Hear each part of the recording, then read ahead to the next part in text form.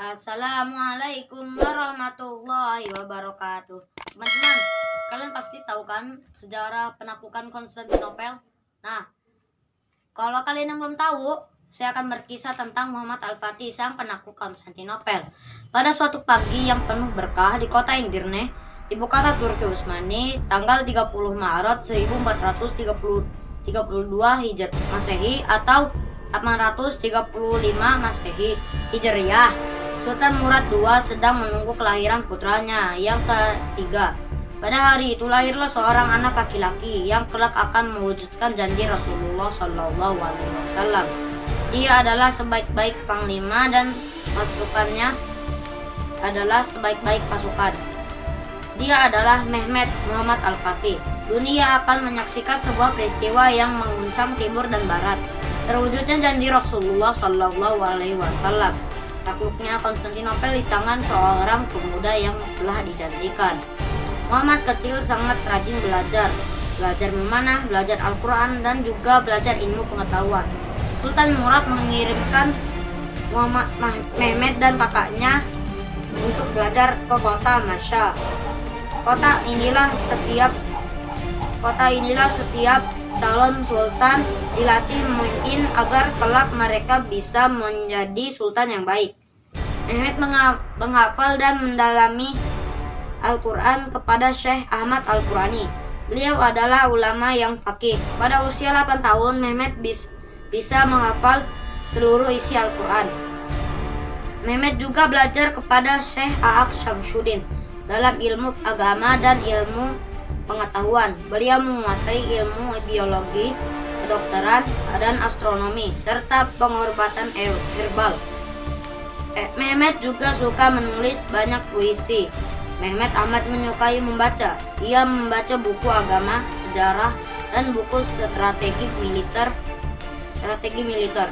Mehmed amat berbakat dalam bidang teknik. Ia membangun sendiri model-model senjata yang kelak akan digunakan untuk menaklukkan Konstantinopel. Mehmed pun rajin berlatih pedang agar ia menjadi yang terbaik dan yang terkuat.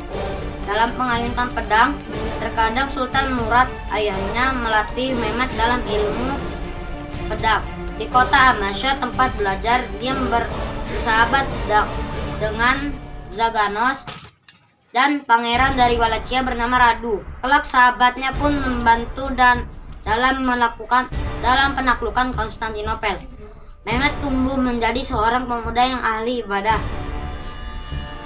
Dia tidak pernah meninggalkan sholat tahajud sekalipun dan sholat rawatib sejak ia balik. Dalam setiap doanya, Mehmed berharap agar Allah mengizinkannya untuk menaklukkan Konstantinopel dan menjadikannya sebagai ahlul janji. Kemudian pada tahun 840 Hijriah, Muhammad Al-Fatih bersungguh-sungguh mewujudkan cita-cita pendahulunya dan janji Rasulullah SAW. Semua ilmu dikuasainya dengan sangat baik demi mewujudkan tekadnya. Beliau selain hafiz Quran, Al-Fatih juga ahli dalam ilmu matematika dan ilmu pengetahuan lainnya. Ia pandai dalam berkomunikasi dan menguasai 8 bahasa. Pada tahun 848 Hijriah, 1444 Masehi, ayah Al-Fatih Sultan Murad II menyerahkan tahta karena Sultan Murad akan fokus beribadah. Al-Fatih diangkat sebagai sultan dalam usia muda, masih remaja, kurang lebih usia 13 tahun. Ketika dinobatkan sebagai Sultan Turki Utsmani, para komandan dan pejabat istana tak banyak mendukung karena usia Al-Fatih masih remaja. Di awal kepemimpinan Muhammad Al-Fatih semakin genting atau gawat. Terjadi pemberontakan di mana-mana akibat hasutan nasihat istana Halil Pasha. Ditambah lagi penguasa-penguasa Kristen di Eropa mengobarkan perang suci terhadap Turki Utsmani. Sehingga akhirnya ayah Al-Fatih Sultan Murad II dipanggil kembali untuk menyelesaikan persoalan ini. Sultan Murad II dan Al-Fatih memimpin perang Parna dan kemenangan pertama oleh Al-Fatih. 6 bulan setelah perang Parna, Sultan Mehmed dan sahabatnya Zaganos pergi diam-diam untuk menyusup ke kota Konstantinopel. Karena inilah Sultan Mehmed difitnah oleh penasihat Sultan bahwa Mehmed berpergian bersama sahabatnya dan mengabaikan rakyatnya. Padahal itu tidak benar karena sebenarnya Sultan Mehmet menyusup ke Konstantinopel untuk mempelajarinya demi menaklukkan yang pernah dijanjikan. Akhirnya tahun 849 Hijriah, Al-Fatih menyerahkan kembali tahtanya kepada sang ayah, dan Al-Fatih pun dikirim ke kota Amasya. Jabatannya diturunkan menjadi gubernur. Di sana Al-Fatih memperdalam agama dan belajar kepemimpinan. Selama Al-Fatih menjadi gubernur, beliau sangat adil dan dalam memimpin sehingga dicintai rakyatnya. Pada tahun 855 Hijriah Masehi, pada tahun 855 Hijriah, ayahnya Al-Fatih meninggal dunia sehingga Muhammad Al-Fatih diangkat kembali menjadi Sultan Turki Utsmani. Sahabatnya Zaganos serta Radu Pangeran Valencia yang mualaf menjadi penasihat istana. Pada waktu itu Konstantinopel adalah simbol kekuatan Imperium Bizantium yang dibangun di atas kemewahan. Sayangnya kemewahan itu para penguasa dibangun di atas ketidakadilan dan para penderita rakyatnya silih berganti. Sultan Turki Utsmani berusaha mewujudkan janji Rasulullah SAW, termasuk ayahnya, namun belum ada satupun yang berhasil. Konstantinopel sebuah kota yang diimpikan dunia, diperebutkan sebagai bangsa-bangsa, namun selama ribuan tahun ia berdiri kokoh dan terus bertahan dari semua gempuran. Pada masanya Konstantinopel memiliki pertahanan terkuat. Pada tahun 856 Hijriah atau 1452 Masehi, Sultan Al-Fatih membangun benteng Rumeli Hisari, menyatakan perang pada Bizantium. Penyerangan pertama ini belum berhasil. Pasukan Turki Utsmani mengalami kekalahan. Dari kekalahan ini, Sultan Muhammad Al-Fatih lebih banyak belajar lagi dalam strategi perang dan lebih meningkatkan lebih banyak lagi beribadah kepada Allah. Kepada Allah lah semua ia serahkan. Ia selalu mengadukan semua harapannya kepada Allah. Selain pasukan Islam, Turki pulih kembali. Mereka pun siap menyerang kembali dan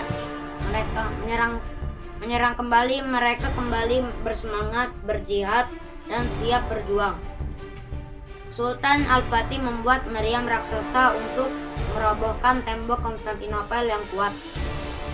Pada tahun 857 atau 1453, penaklukan Konstantinopel dimulai. Pada hari 29 Mei 1453 Masehi, setelah 53 hari pengepungan, akhirnya Konstantinopel berhasil ditaklukkan.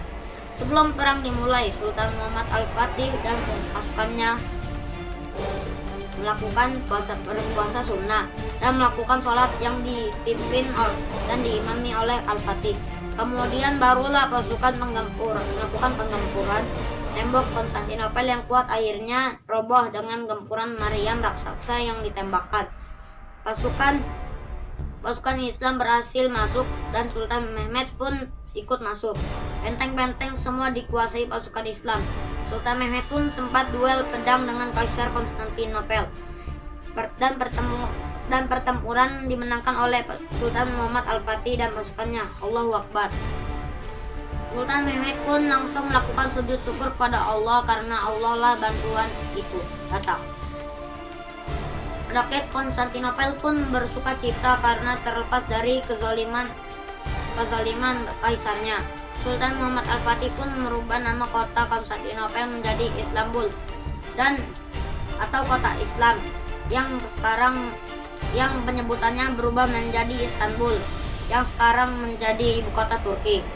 Nah teman-teman, itulah kisah dari Muhammad Al-Fatih yang kita bisa tiru akhlaknya seperti semangat murojaah dan lain-lainnya. Semoga kita bisa mencapai cita-cita kita. Amin.